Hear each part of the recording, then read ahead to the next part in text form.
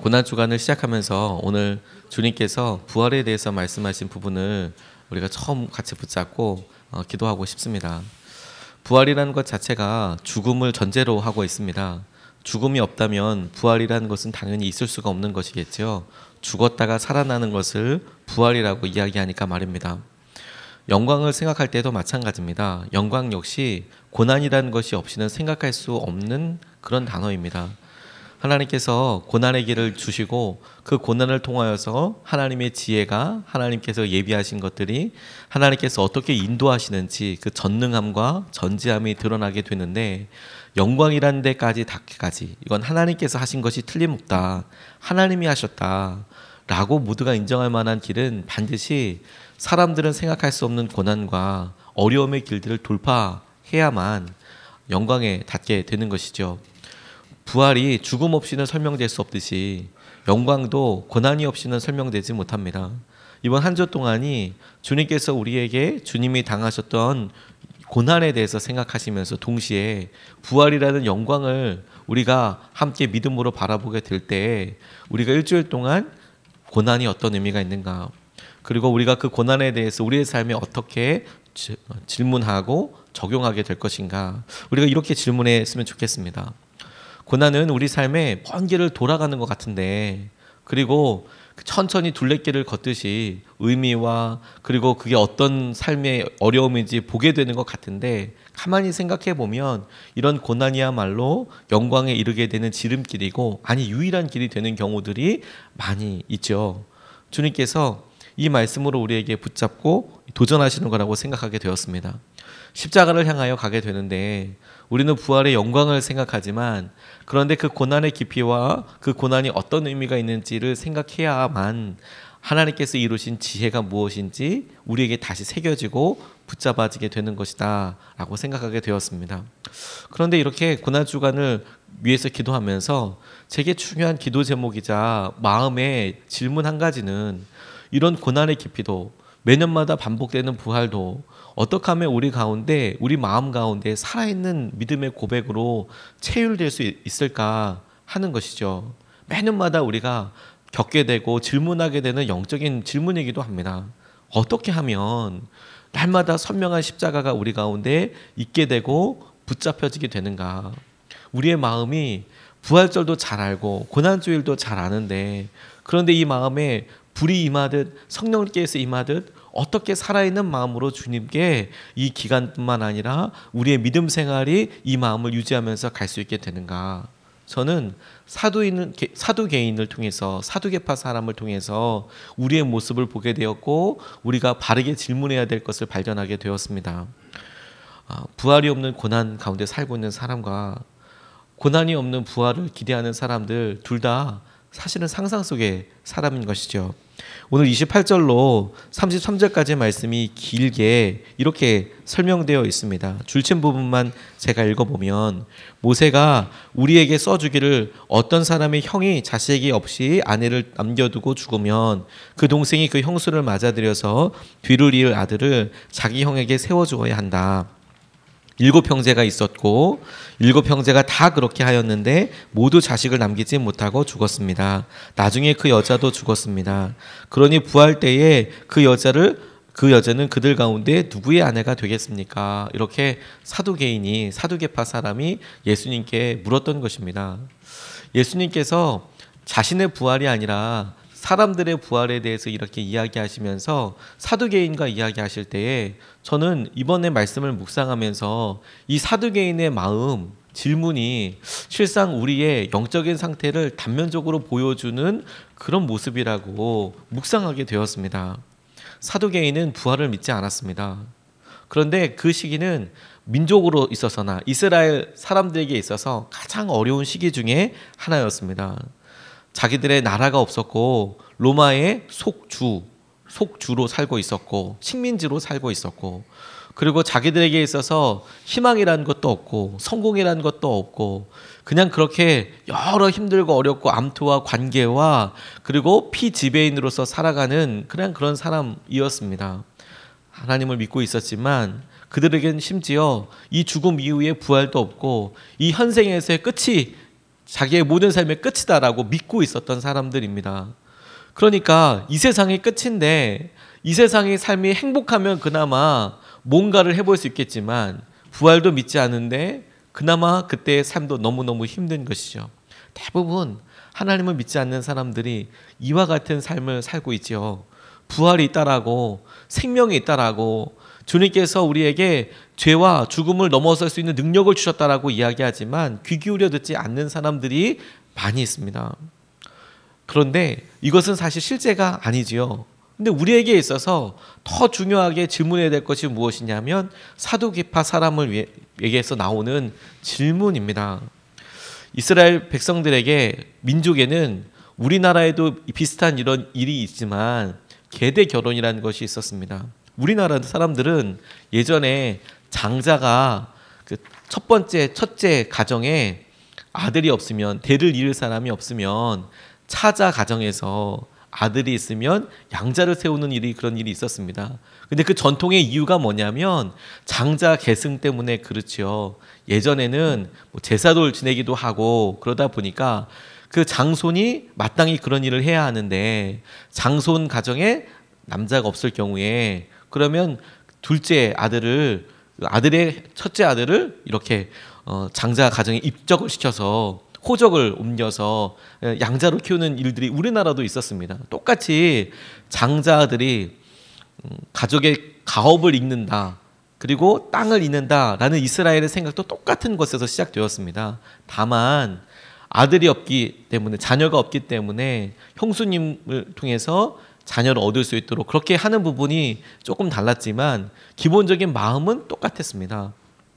그런데 사두개파 사람이 질문하기를 7 형제가 있는데 그렇게 형수가 자녀 없이 7번 결혼을 해서 마지막에 부활의 때에 가면 누구 아내가 되겠습니까? 사실 이런 경우들이 있지도 않을 텐데, 있다고 하더라도 지극히 제한적일 텐데 부활이라는 것을 비틀어 물으면서 나중에 부활할 때 이건 어떻게 되겠는가, 누구 아내가 되겠는가 라고 묻는 것이죠. 그런데 저는 그 질문이 사실 우리가 현학적으로 실제 문제가 아닌 머릿속에서만 그냥 삶에서 그냥 질문만 되는 아주 차가운 질문 중에 한 가지 마음의 태도라는 생각이 들었습니다. 한 여인을 가만히 생각해 볼 때 그게 전통 때문이어도, 갑작스럽게 당한 불행 때문이어도 7번이나 결혼한다는 것은 사실 정말 쉽지 않은 경험이 될 겁니다. 자매뿐만 아니라 형제들도 사실 마찬가지입니다. 7번이나 사람이 결혼한다는 것은 그 많은 아픔과 어려움과 힘들과, 그리고 주위에 있는 사람들 통해서 들여지는, 그리고 본인의 자존감과 관련되는 그런 아픈 경험들이 있는 것이죠. 그런데 그런 어려움과 힘든 것이 있어도 사람들이 이야기하기를 그게 믿음의 어떠한 경우처럼 이렇게 이야기되고 있는 것이죠. 근데 저희들 믿음 속에서도 똑같이 적용하기를, 이 틀거리를 그대로 적용하기를, 고난이 없는데 부활이 있는 것에 대해서 너무 쉽게 가정하고 생각하는 경우들이 많이 있는 거예요. 고난 과정은 없고 그건 중요하지도 않은 것처럼 보이고, 그리고 부활이 어떻게 우리 가운데 있게 될 건가. 사두개인이 질문하는 것과 똑같은 믿음의 질문을 사실은 우리에게 우리 스스로가 적용하고 있는 경우들이 많이 있더라고요. 우리는 고난 없이 영광의 길에 이르는 것을 너무너무 원합니다. 그리고 그게 당연한 것처럼도 살아갑니다. 그런데 그렇지가 않죠. 하나님께서 우리에게 주시는 은혜와 마음들은 그게 영광의 길에 이를수록 더더욱 분명하게 고난과 어려움의 길을 통과할 수 있게 되는 것이죠. 사람마다 그 길은 다릅니다. 어떤 사람에게는 가난함이, 어떤 사람에게는 육신의 연약함이, 관계의 어려움이, 우리가 넘어가야 될 분명한 고난의 길이 있지만, 그러나 주님과 함께하는 사람들에게는 그것을 바라보면서 이것이 영광의 길로 이르게 되는 것이라는 것, 그 믿음으로 말미암아 넘어서게 되는 것이죠. 헬린 나우엔이라는 분이 그래서 자기의 삶이, 자기의 고통이 어떻게 주위 사람들과 함께 융화가 되는지, 공감하게 되는지에 대해서 이렇게 묘사한 적이 있었습니다.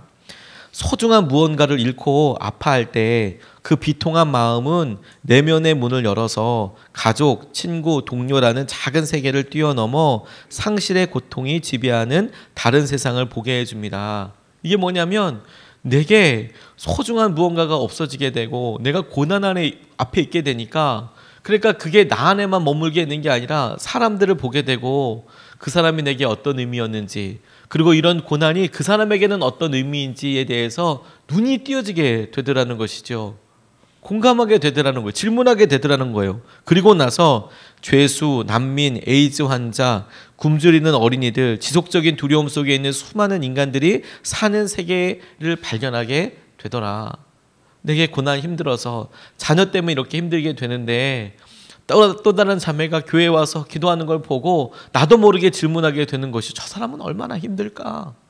얼마나 어려울까? 그렇게 다른 사람들을 공감하게 되고 이해하게 되더라. 그러니까 고난이야말로 하나님께서 우리에게 중요한 사명을 발견하게 되고 세계를 향하여서 마음 문이 열리게 되고 하나님께서 어떻게 우리를 인도하시는지를 보게 되는 중요한 단초들이 되고 있는 것이죠. 주님께서 이 고난 주간을 적어도 예수 그리스도 그분의 십자가의 고난, 그리고 그분이 당하셨던 일주일 동안의 기가 막힌 일들에 비추어서 우리가 그분을 마음으로 의지하고 영적으로 의지하여서 그 고난을 함께 경험하고 그게 우리 삶에 뿐만 아니라 주위에 있는 사람들에게 공감되어지고 잊혀지게 되도록, 이어지게 되도록 그렇게 도전하시는 것이라고 깨닫게 됐습니다. 지선아 사랑의 책에서 우리 이지선 자매가 어려운 일을 당하고 힘든 삶을 살게 되었죠. 그런데 제일 힘들었던 믿음의 고백 중에 하나가, 주위의 사람들에게 충격적으로 다가왔던 장면 하나가 퇴원해서 거울을 보았을 때라고 생각이 듭니다. 병원에 입원했을 때는 어머니가, 부모님들이 거울 보여주지 않고 그 거울 보면 자기가 변한 것들 때문에 얼마나 힘들까. 화상을 입어서 수술을 여러 번 해서 그래서 퉁퉁 부어있는 얼굴뿐만 아니라 내 모습이 그렇게 변했다는 것에 대해서 마주하고 대면하게 될 때 얼마나 힘들까 싶어서 거울이란 거울 종류를 다 치워버리고 얼굴 모습 볼 수 있는 걸 다 치워버렸어도 병원에서 힐끗힐끗 볼 수도 있고 그렇게 되지 않겠습니까? 그런데 퇴원해서 처음으로 거울 앞에 서게 되었답니다. 그런데 그 거울 앞에 섰을 때 자기 모습이 너무도 다른 사람이 서 있는 것이죠. 자기가 익숙하게 보아왔던 그런 모습이 아니고 정말 생전 처음 보는 그런 사람이 거기 서 있는 것이죠. 붕대를 감고 모습은 다 변해져 있고. 그런데 그 사람이 이제 앞으로 내가 보아야 될 내 모습이고, 그리고 그 사람이 내가 지금 내 모습, 실제 내 삶이 되는 거니까 그 모습을 향해서 용기를 다해서 지선아 안녕 이렇게 고백했다고. 고난이 우리의 삶에 한 번도 경험해 보지 못했던 것들을 보게 하시고 있게 하시는 거예요. 그러니까 우리가 고난을 통해서 부활을 믿듯이 이번 한 주 동안 우리가 고난이라고 생각하는 것에 대해서 부활을 믿음으로, 그리고 믿음에 차서 믿음으로 고백하기를, 하나님 이 일을 통해서 영광을 보게 될 줄로 믿습니다. 하나님 이 일이 능력이 되게 하실 줄로 믿습니다. 라고 우리가 믿음을 사용해야 한다는 것이죠. 고난 주간은 우리에게 하나님의 영광을 보여주시기 위한 놀라운 믿음의 도전이고 연습이니까. 그리고 이것은 우리에게 있어서 자연스럽게 살아계신 하나님에 대한 믿음으로 우리를 도전하고 이끌어갑니다. 살아계신 하나님 앞에 서게 하여 주더라. 37절로 38절 말씀에 보니까 죽은 사람들이 살아난다는 사실은 모세도 가시나무 떨기 이야기가 나오는 대목에서 보여주었는데, 거기서 그는 주님을 아브라함의 하나님, 이삭의 하나님, 야곱의 하나님이라고 부르고 있다. 하나님은 죽은 사람들이 하나님이 아니라 살아있는 사람들이 하나님이시다. 모든 사람은 하나님과의 관계 속에서 살고 있다. 이렇게 이야기하고 계십니다. 하나님은 살아계시고 하나님과의 관계 안에서 모두 살아있다라고 이렇게 이야기하고 계시죠. 하나님은 죽은 사람들의 하나님이 아니고 살아계신 사람들의 하나님이시랍니다.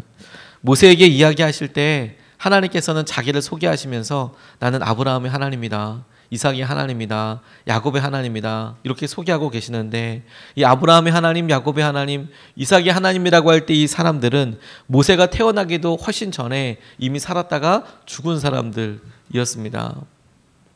하나님께서 그들의 믿음과 고백이 모세가 이야기하는 순간에도 현대에 있는 사람처럼 이야기하고 있다라고 말씀이 우리에게 설명하고 있는 것입니다.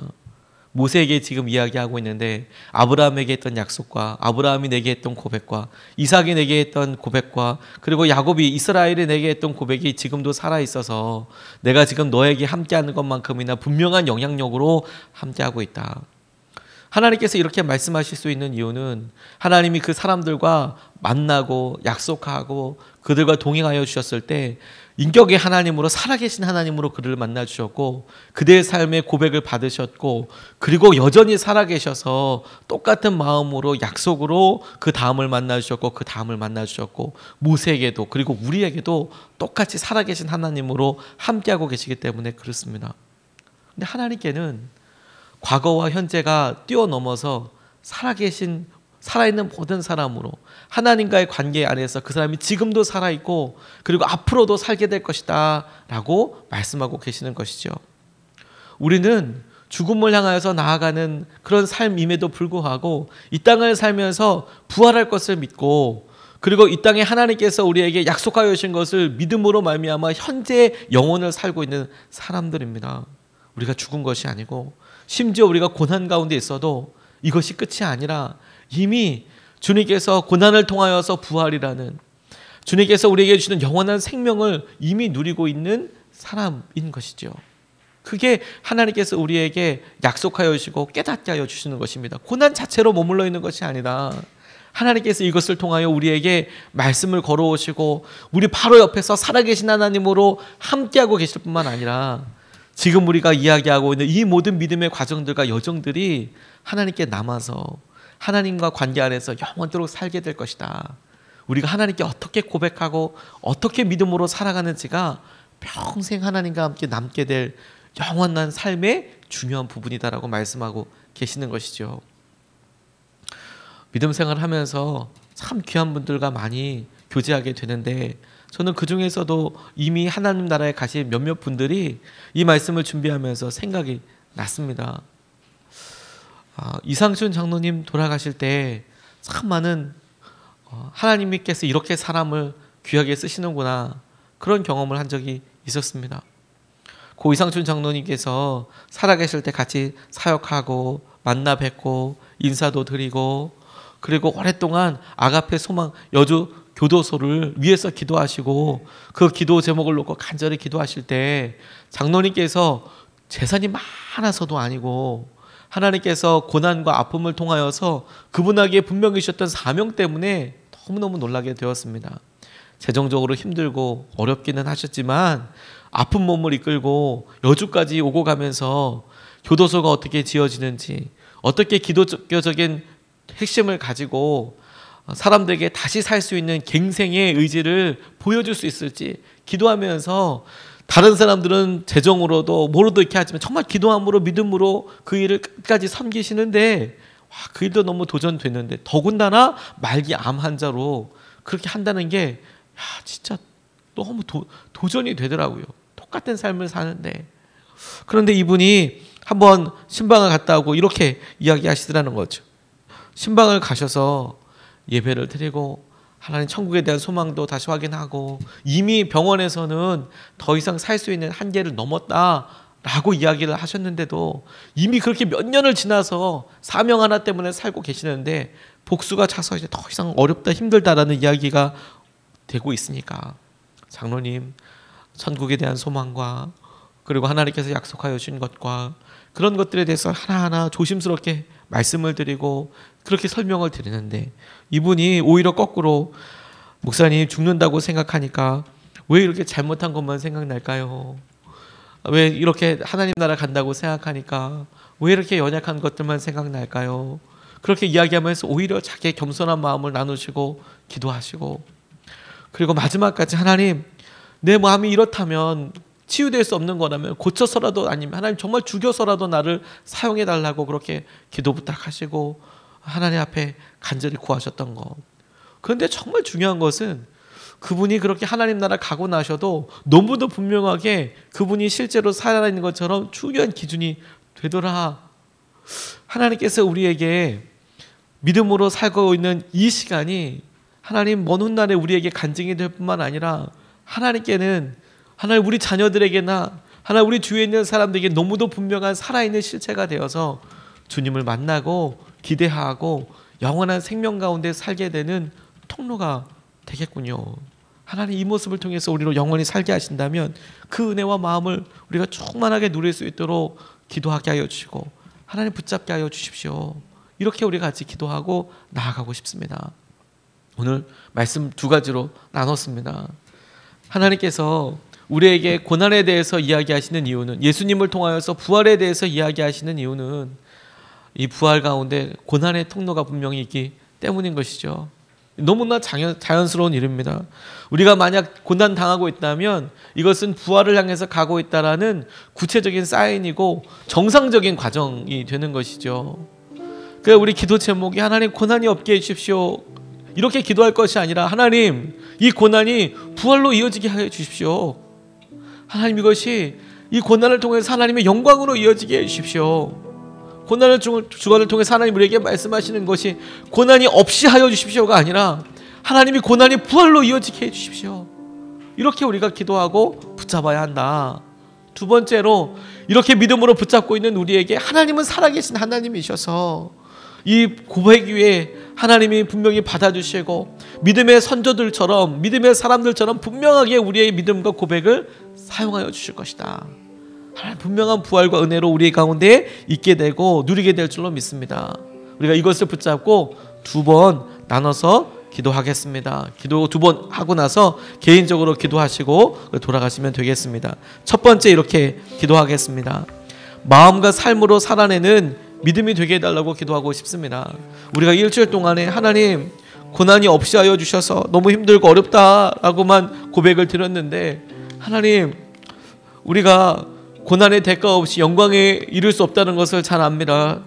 주님 우리가 부활절 해마다 맞으면서 고난의 대가 없이 예수 그리스도 부활 십자가의 능력 없는 것처럼 하나님 우리 마음에 우리 앞에 있는 고난과 믿음의 역경들과 하나님 우리가 어려움이라고 생각했고 힘들다고 생각했던 것들이 통과하여서 부활에 이르게 하여 주십시오. 하나님께 행하신 은혜를 마음과 삶으로 살아내는 하나님 믿음이 되게 하여 주시옵소서. 우리 주여 한번 간절히 주님을 찾고 기도하시겠습니다.